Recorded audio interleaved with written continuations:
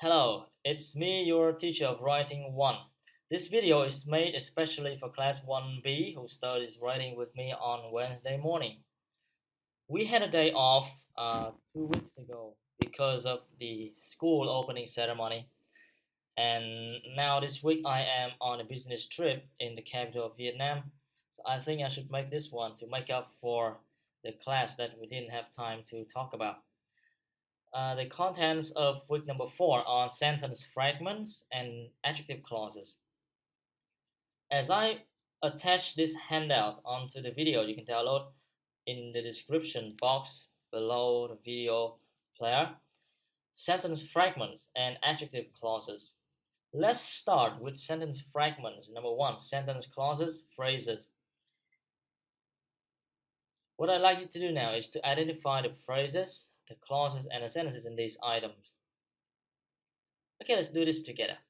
Number 1, according to the Bible, this is a phrase. Tom and Jerry. Phrase 2. Then I should give this a bold. And don't go, what is it? Sentence. Certainly a sentence. Next one, that Mary doesn't like sushi. What is it? That is a clause. That clause. Which I think is highly recommended. Another clause. Relative clause. The new manager, who is very handsome, was my ex. What is it? Sentence. Next one, despite enormous changes in the financial situation, we still managed to organize a successful event. Certainly, this is obviously a sentence. Finally, the couple upstairs. Phrase, a noun phrase. So, from your observation, we see a phrase is different from clause, in which term is different from a sentence. How do we define a phrase? Basically, a phrase is a group of words that functions as a single part of speech. What is a part of speech? A part of speech, aka word class, is something as we normally call like nouns, verbs, adjective, adverb. So we have lots of different types of phrases, including the noun phrase, verb phrase, adjective phrase, adverb phrase, and prepositional phrase, right? More example. Let's see. No, ex not extra. Examples. The man over there. What is this? Noun phrase. Another example for verb phrase, like likes doing housework. It starts with a verb and ends with housework. This is a verb phrase. Adjective phrase, a tall, beautiful young man. So we see tall, beautiful, young. Adjective phrase, this one. Function is an adjective to modify the word man. Adverb phrase could be something like he runs dramatically, slowly. Adverb phrase. I think I should write it as, what the hell? Adverb phrase. Prepositional phrase. For example, in the meantime. It starts with a preposition in and it ends with the word meantime. This is a PPO prepositional phrase. Now, phrases combine to create a clause. What is a clause? A clause, we have many types of clauses. For example, that clauses, relative clauses, time clauses, or what else? Or adverbial clauses, blah blah blah. Now, Example of a that clause, e.g., that I cannot meet you this week prompted the creation of this video. We see from the word that to the word week. This can be considered as a that clause. It serves as the subject of the sentence. So we see a clause. Inside a clause, we do have a subject and then a verb phrase. However, a clause cannot stand by itself with full meaning. Certainly.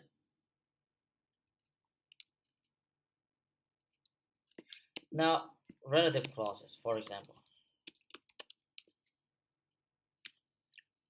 This is the lesson that we should have spent time on class for. From the word that to the word for is a relative clause. Again, this clause cannot stand alone by itself with meaning, even though it has a subject and a verb phrase following the subject. Certainly. Time clauses are easy, like when I get back from Hanoi, we'll have a world of a time together. That's it. When I get back from Hanoi, this is your time clause. So we see basically phrases combine and make clauses. Then clauses will combine to make sentences. I would also like you to differentiate between independent clauses and dependent clauses, which I talk about in video for the contents on week number 5. You can find that. Maybe I sent you the link on Facebook the other day, and I tag one of your friends in there. Just find that one. We'll talk about that. Clauses, some of them can stand alone with meaning, and in that case, they equal a sentence. However, that clauses or relative clauses or time clauses, subordinate clauses, dependent clauses in general, they cannot stand alone with meaning. Now, a sentence has subject and a verb phrase basically, and certainly it can stand alone with meaning, and it can contain one or more clauses. That's it. That's the definition of a sentence. Now, understanding phrases, clauses, and sentences helps us to better grasp the notion of a sentence fragment. What is a sentence fragment or a fragmented sentence? Look at these 5 sentences, A, B, C, D, E. Which one is fragmented? My time has finally come. This is a full sentence. Why? Because we have subject, my time, has finally come, verb phrase. The police who helped me yesterday, fragment. Because we have only the subject, this is the subject. Or it could be an object. Too many people attending classes. Again, fragment. Too many people attending classes. It serves only as the subject or as the object in a sentence. There's a verb missing. The first person to arrive, same thing is happening. There is a verb missing. This is only a noun phrase. What a nice car. This is a full sentence. What kind of a sentence is this? Exclamation sentence. Right? Exclamation sentence.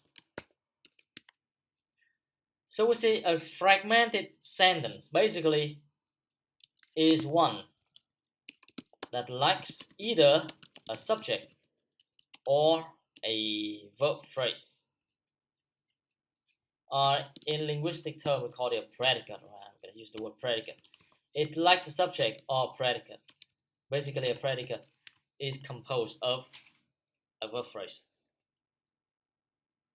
That's it.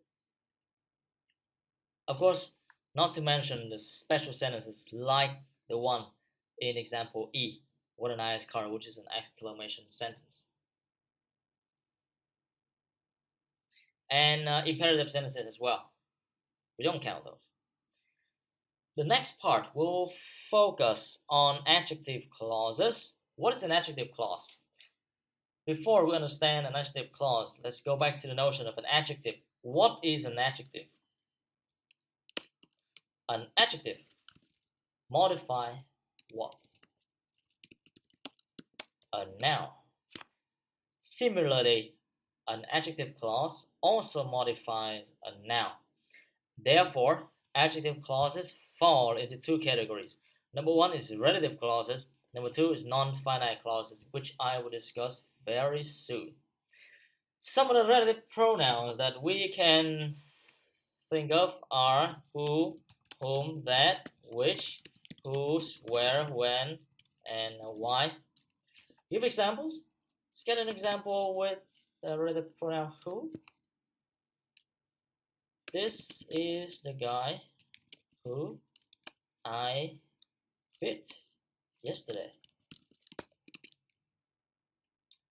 This is, I'm sorry, oh yeah, that's acceptable, but let's change that to one that replaces the subject. This is the guy who bit me yesterday. Okay. And this is the guy whom or who I bit yesterday. That, which, whose, the, where, when, why. Okay, this is the reason why. What's wrong with my typing today? I love writing one. See that? Relative clauses, very simple, and those are called adjective clauses because they modify the noun. Who bit me yesterday modifies the noun guy. Whom I bit yesterday modifies the noun guy. Why I love writing one modifies the noun reason. The second type of adjective clause is the non-finite clause. This should be number 2. I don't know why it has become number 4 already. Non-finite clauses contain two infinitive clauses, present participle clauses, and past participle clauses. What is the two infinitive clauses? Two infinitive clause. Very simple. I give you one sample. The first man to arrive in class will receive no present. See that? To arrive in class. In this case, it functions as the two infinitive clause, modifying the noun man. And in this case, it's the same as the relative clause in the reduced form. Present participle clauses are even more simple. The guy sitting over there, or the guy sitting in front of the computer screen, is a lazy teacher. See that? Sitting in front of the computer screen. Present participle clause because it starts with the present participle. And again, this is a reduced relative clause, right? Finally, past participle clauses. Example: the lesson untaught is now being recorded. You see, untaught here, it serves as a whole past participle clause, explicit clause, and it modifies the noun lesson, right? Okay, then we have just seen all of the theory relating sentence fragment and adjective clauses.